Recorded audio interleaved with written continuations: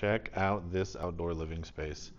In Texas in the summer, as throughout most of the southern states, it gets very hot in the summer, which is what we're in right now. It gets very uncomfortable, makes spaces like this a lot less desirable to entertain on.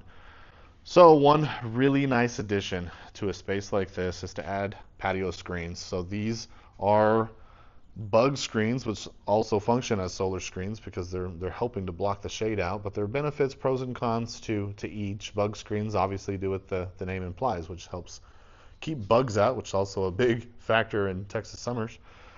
If it's not a factor where you are, you might want to opt for a solar screen, and there's permeability benefits to both, pros and cons as to better airflow with one versus the other. But these are phantom screens, and so you can see here it comes with the remote. This one's programmed to raise this one up on this LED, this last LED. You can stop it wherever you want. Go back down if you want. If you can let your dog out, if you don't have another door, close it right back up so you don't let all the potentially cool air. If you've got misters or if you have some type of chiller out here or anything like that, or if you just have the fans blowing and trying to maintain what little bit of coolness that's actually in this space. Really great addition. I love these things.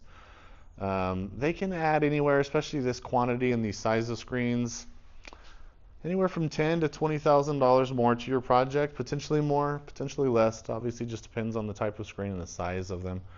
But one thing I wanted to discuss was the actual construction of them. So you can see this space up here. This is called a fur down.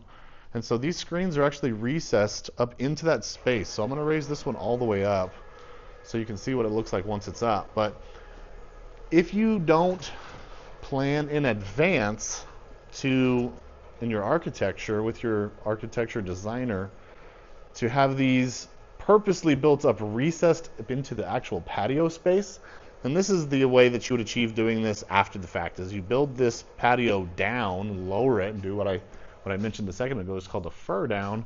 And so you can see the track. The track completely recesses up into this space, but it's into this furred down space that the track goes up into. And then this track is integrated into the stucco. So this track goes down first, and then the stucco contractors come out and stucco that.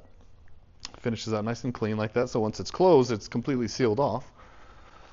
But so the reason I wanted to bring that up is because some home style, especially very contemporary, very modern, sleek house designs, customers don't want to have this fur down. They actually just want to have a totally flat patio ceiling.